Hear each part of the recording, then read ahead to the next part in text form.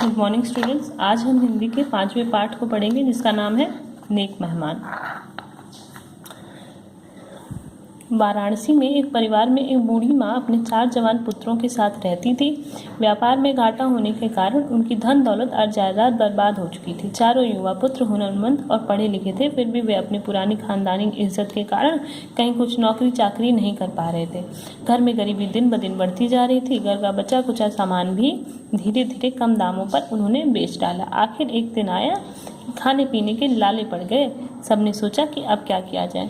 वाराणसी में एक परिवार था जिसमें एक बूढ़ी माँ और उसके 4 जवान बेटे रहते थे साथ में। व्यापार में घाटा होने का कारण व्यापार उनका खराब हो गया था, जिसके कारण उनकी धन दौलत और जायदाद, उनका सारा पैसा नष्ट हो गया था, बर्बाद हो गया था।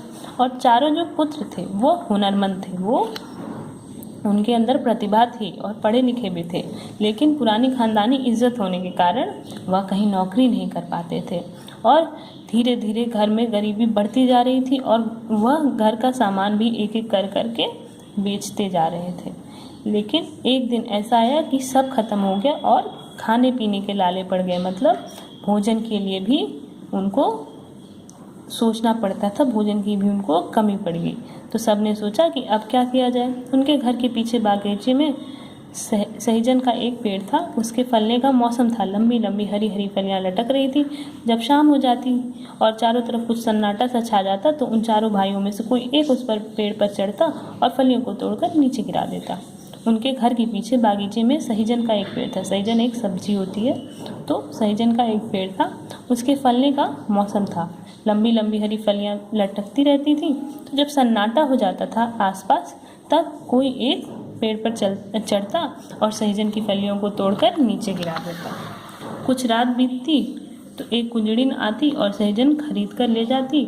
इसमें जो थोड़े से पैसे मिल जाते उसी से परिवार का गुजारा चल रहा था। जब थोड़ी रात होती थी तब एक कुंजड़ी, एक सब्जी बेचने वाली आती और सहजन को खरीद कर ले जाती। उसके जो थोड़े बहुत पैसे मिलते थे उसी से परिवार का गुजारा चल रहा था। दीपावली के बाद एक दिन उनका एक रिश्तेदार उनके यहाँ आया। उसे उन लोगों की बुरी हालत का पता न था। जब भोजन तैयार हुआ तो बड़े भाई ने बहाना बनाया, आज मेरा सोमवार का उपवास है, मैं खाना नहीं खाऊंगा। दूसरे ने कहा, मेरे पेट में दर्द उठ रहा है, डॉक्टर ने खाने के लिए मना किया है। तीसरे भाई ने कहा, मुझे अपने दोस्त के यहाँ दावत में जाना है। तीनों भाइयों ने खाना खाने से मना कर दिया।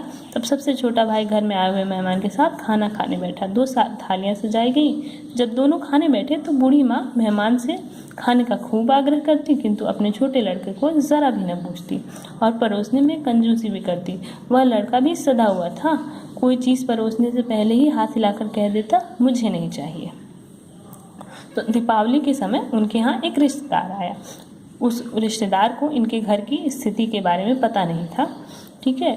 तो और जब शाम का भोजन तैयार हुआ तब एक एक करके तीनों भाइयों ने बहाना बना दिया कि पहले भाई ने कहा कि मेरा व्रत है तो मैं नहीं खाऊंगा खाना, दूसरे ने कहा कि उसके पेट में दर्द हो रहा है और तीसरे ने कहा कि उसे अपने दोस्त के यहाँ दावत में जाना है।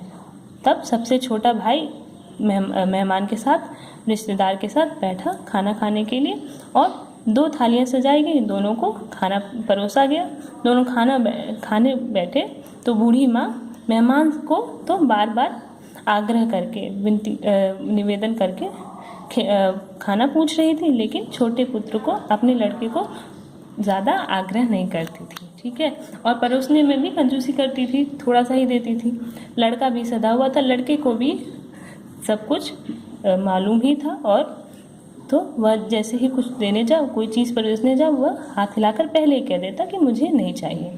इस प्रकार 2 समय भोजन करने पर मेहमान ताड़ गया कि वे लोग गरीबी का शिकार हो गए हैं और फाफा कशी कर रहे हैं। किसी तरह उस रात का खाना खाकर वह मेहमान बरामदे में सो गया। सो क्या गया, उसने सोने का ढोंग रचा।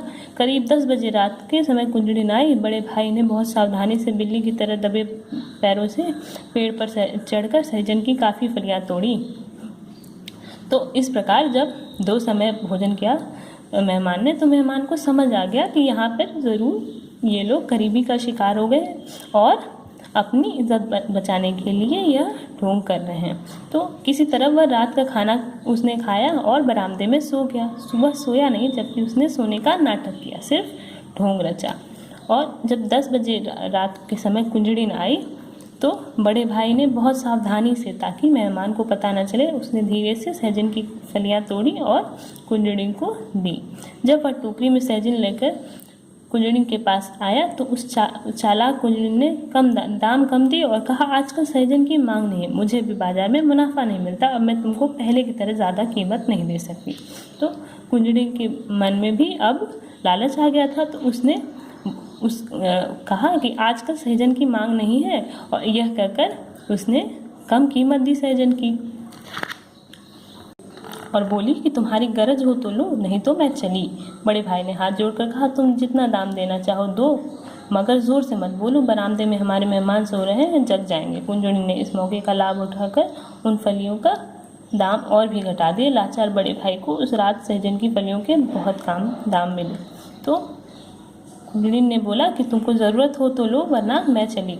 तो बड़े भाई ने हाथ जोड़कर बोला कि तुम जितने कम दाम दो, लेकिन धीरे बोलो, क्योंकि बरामदे में हमारे मेहमान सो रहे हैं, वो जग जाएंगे। तो कुंजड़िन ने इस मौके का फ़ायदा उठाया और उसने बहुत कम पैसे दिए सहजन की फलियों के। बड़े भाई ने मेहमान को सोता हुआ जानकर चैन की सांस ली, किंतु दूरदर्शी मेहमान तो जाग रहा था।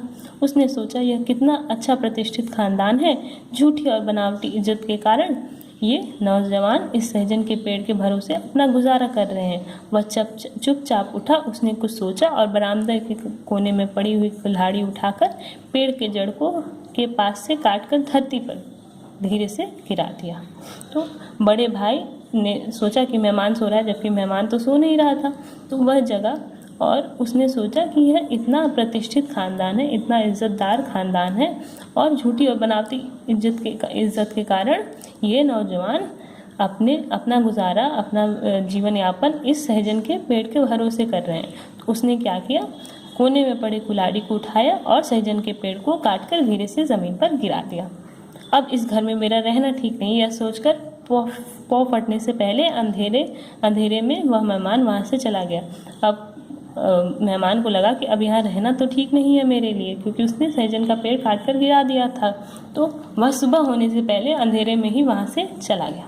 सवेरा हुआ। घर का पालन करने वाले पेड़ को धरती पर पड़े देखकर और मेहमान की गायब पाकर बड़े पुत्र ने माँ से कहा, अम्मा, जब तक हमारा बस चला हमने घर की पुश्तैनी इज्जत बचाई, न किसी की नौकरी की, न किसी के आगे हाथ फैलाया, परंतु अब तो कहीं ना कहीं काम ढूंढना ही पड़ेगा।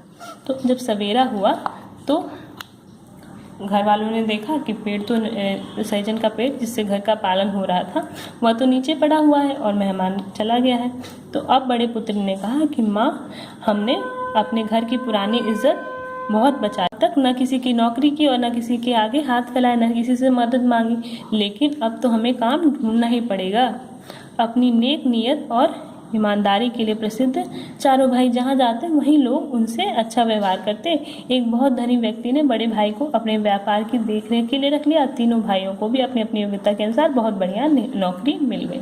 तो अपनी नेक नीयत और ईमानदारी, इन भाइयों के बारे में यह प्रसिद्ध था कि वह बहुत ही अच्छी नीयत के हैं और ईमानदार हैं, इसलिए वो जहाँ भी काम के लिए जाते वहाँ सब उनसे अच्छा व्यवहार करते। और एक बहुत धनी व्यक्ति ने बड़े भाई को अपने व्यापार की देखरेख के लिए भी रख लिया और तीनों भाइयों को भी उनकी योग्यता के अनुसार नौकरियाँ मिल गईं। 1 साल हो गया, चारों की हालत अच्छी हो गई। पहले की तरह की रौनक लौट आई, घर में दूध घी की कमी नहीं है।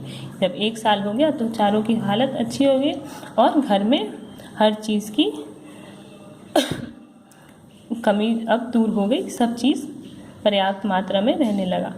दूसरी दीपावली आई, वही मेहमान फिर से उनके यहाँ आया। उसने कबूल किया कि आंगन का पेड़ उसी ने कुल्हाड़ी से काट कर गिरा दिया था।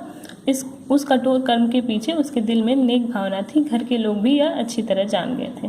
जब दूसरी दीपावली आई तो वही मेहमान फिर वापस आया और उसने बताया कि मैंने ही पेड़ गिराया था, लेकिन मेरी नीयत अच्छी थी, मेरा उद्देश्य अच्छा था।